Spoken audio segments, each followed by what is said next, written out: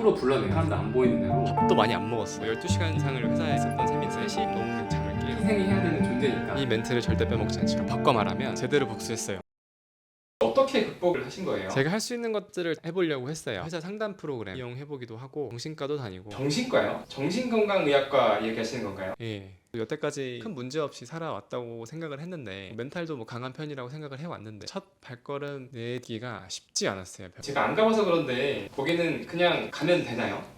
저는 가까운 이 정신건강의학과에 전화부터 했는데 토요일에 방문하려고 하면 초지는 최소한 3주는 기다려야 된다고 하더라고요. 그래서 알아보다가 결국 8번째 병원에서 토요일에 방문 가능하다는 얘기를 듣고 갔어요. 스트레스 뭐 이렇게 검사하는 거 있어요, 종이로. 그래서 그런 건 뭐 20분 하고 선생님이랑 상담하고 5개월 정도 다녔고요. 총 20번 병원을 갔어요. 병원비는 총 400만 원 들었고요. 비급 약목이라서 순수 제 돈 400만 원 다 냈습니다. 400만 원만 400만 원이요? 와, 그렇게나 비싸요? 웬만하면 가지도 못하겠네요. 그러니까 말이 되나요? 뭐 정신건강의학과라서 다 그렇게 비싸지는 않아요. 제가 갔었던 병원에서 하는 얘기로는 뭐 보통 정신건강의학과 가면은 잠깐 상담하고 약 타가는 게 보통이고 전문 분석 상담 이런 걸 하면은 지금뿐만이 아니라 향후 인생을 살아가는데 큰 도움이 된다. 모든 정신건강의학과에서 할 수 있는 것도 아니기도 하고 본인은 이 분야의 전문가이고 가격은 1시간에 20만 원이다. 회당 올 때마다. 사실 가격이 너무 비싸잖아요. 엄청나게 망설여졌죠. 누가 안 그러겠어요. 근데 이게 10번에서 길어도 20번을 하면 아예 다른 삶을 살게 될 거라고 이야기를 하더라고요. 지나가는 사자가 하는 얘기가 아니라 병원에서 하는 이야기니까 고민이 좀 됐지만 시작을 한번 해보기로 했어요. 왜냐면 내 인생이 한층 더 업그레이드 되는데 400만 원은 투자할 수 있는 돈이다라고 생각을 했었거든요.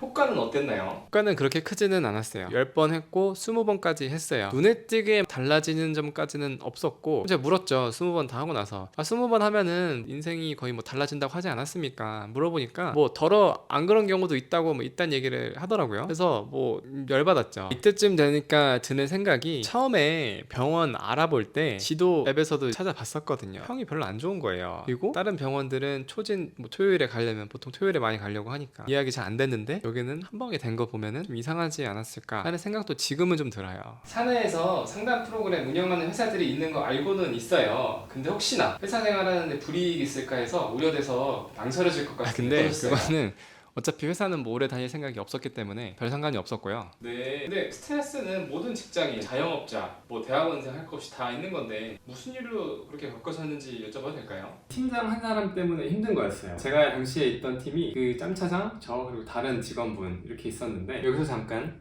짬차장이란 짬과 차장의 합성어로 차장 직급 중에서 더 올라갈 생각도 없고 능력도 없고 그저 회사에 기생해가지고 회사에서 어떻게든 일 안 하고 돈만 받아갈 수 있을까 이렇게 생각하는 사람을 뜻합니다. 짬차장이 있는 곳의 특징이 나이만 많고 본인이 일을 안 하니까 부서의 다른 사람들이 그 사람 목까지 일을 해야 되니까 엄청 일이 많고 월급은 차장의 월급을 받아가니까 같은 차장끼리도 박탈감을 느끼고 그 밑에 있는 직급들은 더 현타가 오죠. 저 사람 일을 저렇게 하는데도 급여를 저렇게 많이 받아가는데 예를 들면 뭐 저보다 몇 배를 받아가니까 안 날 수가 없죠. 회사 입장에서도 급여는 많이 받아가는데 일은 안 하니까 자르고 싶은데 한국의 노동 근로 시스템 상의 해고를 마음대로 할 수가 없는 점 약점을 파고든 그런 생명체들이라고 할 수가 있어요. 이 짬차장이 이 부서 저 부서에서 쫓겨나고 여기까지 온 사람이었는데 팀장인데 본인은 아무것도 안 하려고 하고 알려고 하지도 않고 그냥 회사 와서 이거는 내 일 아니야 내 책임 아니야 책임 회피만 하다가 가는 게 이 사람 출근의 목적인 것 같아요. 제가 만들어서 하는 일이 별일 없이 지나가면 그냥 가만히 있고 수정을 하거나 다시 봐야 되면 그런 얘기를 막 펜도 던지고 손바닥으로 막 내리치고 하면서 막 소리를 고래고래 지르고 뭐 이렇게 이야기를 하니까 많이 힘드셨겠네요. 회사에 한 번은 되는 일이 얼마나 있어요. 일 하다 보면은 수정도 하고 왔다 갔다도 하고 그 사이에 새로운 뭔가 발생해서 또 바꿔야 되는 이런 거 있을 때마다 불러가지고 진짜 좀 정신적으로 힘들었던 게 밖으로 불러내요. 사람들 안 보이는 대로 1대1로 불러서 너는 이 직장이랑 안 맞는다 다른 직장 알아봐라. 저도 제가 잘못된 게 아닌 건 아는데 매일 그렇게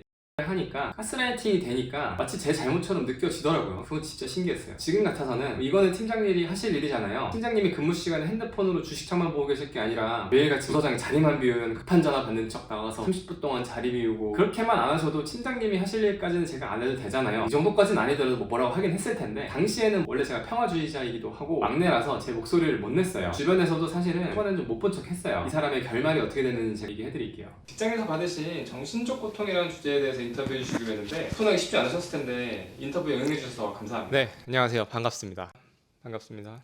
네, 쉽지만은 않았죠. 감기나 뭐 육체적 고통에 대해서는 당당하게 말하지만 그 정신적 고통에 대해서는 쉬쉬하는 분위기도 이제 좀 껴질 때가 된 것 같아서 한번 솔직하게 이야기해보고자 합니다. 구체적으로 어떤 고통이었는지 여쭤봐도 될까요? 그 정신적 고통이라는 게 사실상 스트레스죠. 조금 스트레스 받고 그런 정도로 넘어서 정신적 고통이 좀 더 심해지면 육체적 고통도 수반이 되더라고요. 그렇군요. 좀 더 구체적으로 얘기해 주실 수 있을까요? 제가 겪었던 걸로 한번 이야기를 해볼게요. 사실 저는 회사에서 점심 먹을 때 밥도 많이 안 먹었어요. 예를 들면 1인분 시켜서 나오면 배가 부르면 들어가서 또 스트레스 받고 하면은 소화도 안 되고 그래서 차라리 안 먹는 게 낫겠다. 먹는 거 정도까지는 아니라 한 반 먹거나 3분의 2 먹거나 그랬던 적도 되게 많아요. 원래 애초에 밥 먹는 속도도 느린데 사람들 빨리 먹고 들어가야 되는 거 눈치 보고 그러자니 그럴 거면 됐어 나도 안 먹어. 차라리 안 먹고 말지. 집에 가서 먹든지 그렇게 하는 게 차라리 편하더라고요. 여기 배를 채워가지고 더부룩하고 그런 거보다 스트레스 많이 받거나 그럴 때는 그냥 아예 안 먹고 차라리 위가 좀 비어있는 게 낫고 그렇더라고요. 진짜 심했던 거는 잠을 잘 못 잤어요. 스트레스 진짜 심하고 할 때에는 퇴근도 거의 맨날 늦었어요. 기본으로 8시 전에 출근해서 밤 8시 9시 이때쯤 보통 퇴근을 했거든요. 12시간 이상을 회사에 있었던 셈인데 어쨌거나 집에 와서 잠도 자고 하죠. 씻고 최대한 따뜻한 물로 샤워도 하고 뭐 따뜻한 우유를 마셔보기도 하고 어쨌거나 최대한 뭔가 할 수 있는 잠을 잘 자기 위한 그런 모든 것들을 해보고 잠을 자요. 11시 뭐 12시쯤에 잠을 잔다고 하면 3시 좀 넘으면 잠을 깨요. 3시나 4시 제가 기억나는 시간이 3시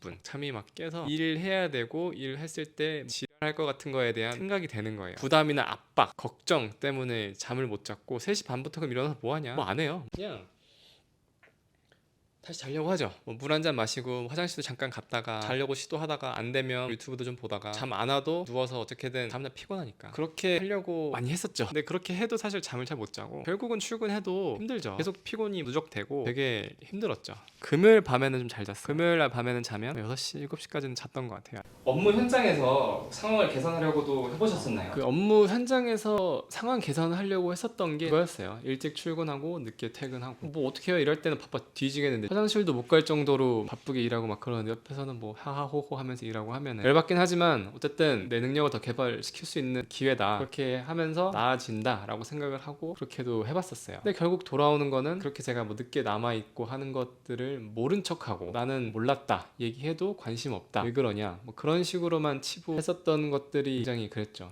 듣다 보니 업무가 핫사님한테만 좀 가중됐다는 생각이 드는데요. 부서, 팀 내에서 업무 배분이 잘 이루어지고 있었나요? 다른 팀원분은 저보다 10년을 더 다녔어요, 이 회사에. 업무 역량이 뛰어나고 그러긴 했는데 팀장이 너가 막내니까 일을 더 많이 해야 되고 보통 막내들은 괴롭혀도 찍소리하면 안 되고 이 조직에서는 희생이 해야 되는 존재니까 번거로운 일, 시간은 많이 걸리지만 티 안 나는 그것도 네가 해야 되고 부서 내 성비가 반반 정도 됐는데 아줌마들 부설수에 오르내리기는 싫으니까 더 그래서 저한테 업무를 많이 줬다고 생각이 되기도 해요. 부서장이랑도 얘기는 해보셨나요? 예, 뭐 분기에 한 번씩은 개인 면담 해야 돼서 얘기해보면 사실 상담이 이게 뭐 도움이 되는 상담은 아니에요. 이거는 다른 쪽에서 하는 게 좀 더 맞을 것 같습니다. 퇴근 시간도 봐도 그렇고 이렇게 얘기를 하면은 이거에 대해서 이야기를 해야 되는데 그러지를 않고 나 때는 뭐 토요일에도 이랬고 승진하려면 어쩔 수가 없고 자기가 그렇게 했어서 지금 뭐 이 자리까지 오게 된 거고 결국은 본인이 얼마나 이 회사에 몸과 마음을 바쳐서 여기까지 왔는지 그 얘기를 하다가 맨날 끝나요. 나는 여기에 이만큼 바쳤으니까 너네도 그렇게 해야 돼. 면담을 한다고 치면 마지막에 단골 멘트 이 멘트를 절대 빼먹지 않죠.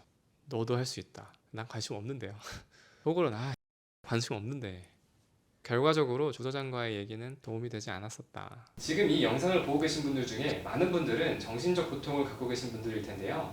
그분들에게 하시고 싶은 얘기가 있을까요? 육체적이든 정신적이든 이상이 느껴진다면 도움을 구하셔야 됩니다. 정신과든 회사 상담 프로그램이든 회사 규모가 크지 않으면 EAP라고 나라에서 운영하는 것도 있어요. 이거 해본 친구가 좋다고 얘기해줘서 저도 상담에 관심 갖게 된 거였었거든요. 회사 상담 프로그램 담당자분이랑 예약 잡으면서 느낀 건데 예약하기가 쉽지 않더라고요. 바꿔 말하면 그만큼 이용하는 사람이 많다는 거죠. 실제로 담당자분이 얘기하시기를 요새 많이들 한다고 이야기해 주셨어요. 물론 회사에서 사람들이 나 상담받고 있다 이렇게 드러내서 얘기하진 않겠지만요. 자세한 회복되는 얘기는 하편에서 해드릴 텐데 그냥 혼자 감내하는 것보다 주변에 이야기를 털어놓는 것보다 훨씬 도움이 됩니다. 도움을 구하고 나서부터는 수면 시간도 조금씩 늘어나고 조금씩 나아졌어요. 꼭 용기를 내보시기 바랍니다. 꼭 용기를 내보시기 바랍니다.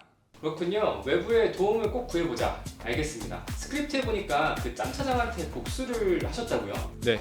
제대로 복수했어요. 시간이 다 돼서 다음 영상에서 썰 풀도록 하겠습니다. 와 진짜 기대되네요. 누구 때문에 밤잠 설치 정신가 400만 원이나 썼는데 그 사람한테 복수라니. 구독이랑 좋아요 누르고 알림 설정까지 하면 앞으로 더 재밌는 영상 빨리 만들어주시는 거죠? 그럼요. 엄청 살벌한 얘기니까 준비 단단히 하시고 들어오셔야 됩니다. 오호 그 정도예요? 저 패고 이런 건가요? 그런 게 쌓인 안산 출신이에요 혹시? 안산 아니고요. 네 알겠습니다. 기대해 보겠습니다. 감사합니다. 감사합니다.